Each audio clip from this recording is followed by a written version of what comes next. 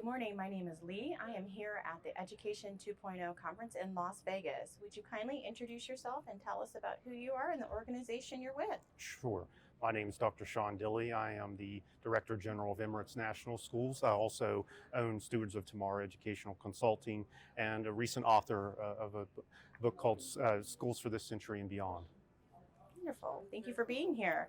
And you are an Education 2.0 honoree. Congratulations. Thank you. How does it feel to receive such an award for your accomplishments here today? Well, I think it's important to mention that the award is significant, but it doesn't come without a lot of contributors. As a leader, you recognize that it takes a team of people to achieve these. So accepting this award is a fantastic thing for recognition because we often don't get recognized in education often enough. And so part of what I'd like to do is just recognize all the people that helped me achieve the goals that we had set out for our team, and I just want to thank them for that opportunity to achieve all the things that we've achieved and looking to achieve a lot more in the future. So part of what I'd like to do is accept it on their behalf as well. With your team. Wonderful. Thank you. And what advice would you give to someone who wants to follow in your footsteps? Well, I think the challenge is in anything is just learning to realize you can't do everything by yourself. One of the things that I learned very early on in my career, I spent about 21 years in the state of West Virginia working up through the ranks before I took my current role in the United Arab Emirates. And so part of what I had to do there was to recognize that it takes more than myself to get those things. And the more people that you have supporting you and buying into those vision that you have. And so that's what I would encourage you to do is build a network. Build a network of folks that can help you, support you, because there's lots of ups and downs in education and leadership in general. And so I would encourage people to find those teammates out there that can help you just stay positive, because sometimes it is a very challenging business to try to achieve things on behalf of students. Exactly. We all need a helping hand. And speaking of collaborating and networking, how has your experience been here so far?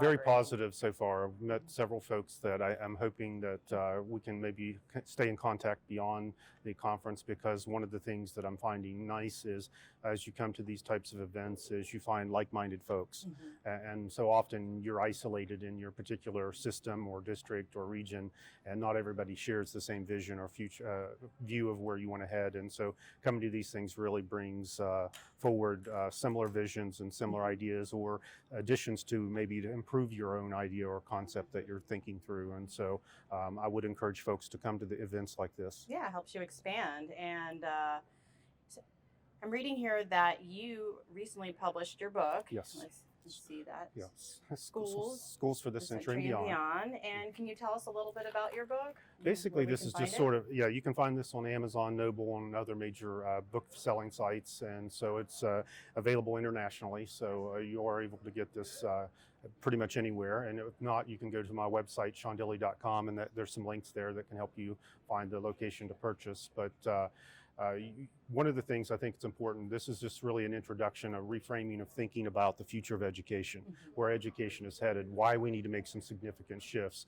And so part of what I was attempting to try to do with this book is to try to get people to understand the need, why we need to change first and foremost, but then more than just standing up there and saying danger, danger, what do we do? Mm-hmm. So I did offer 5 practical approaches to what some schools can attempt to try to do to try to address these future ready competencies, as I refer to them in the book, and making sure that our students are prepared for the future. Yes, because we're constantly evolving and changing, so we have to stay on top of those trends. Correct, and this is the challenge, I think, for a lot of people. It's like, what is our target? It's so ambiguous at this point. And so part of what I've done is spend about a decade and work through my doctoral process to isolate all of the research surrounding what the expectations or predictions, at least through 2030. And that's what I've located in the book, is to try to help people have a clear target. Because part of this is about advocacy for wanting to make sure education stays equipped to be able to make sure students are ready for their future.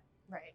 And with that, how are you implementing the concepts of your books in your current role as general director? Yeah, so part of that role is starting with the why. I think part of what people need to understand is when you're trying to establish the buy-in with teachers and with our staff is starting with why we need to make these changes.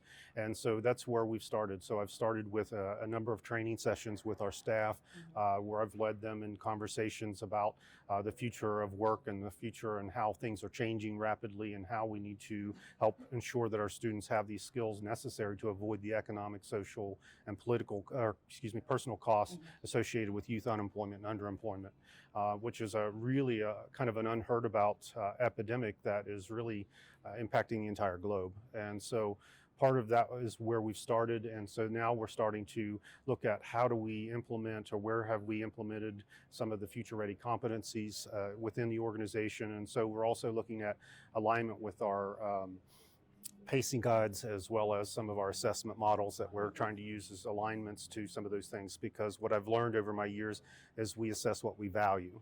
And often we're being told by legislatures or state organizations what we value, but if we can reshape those accountability models to help guide us to make sure that we're having the outcomes that we need for our students, then I think we're going to be stepping in the right direction.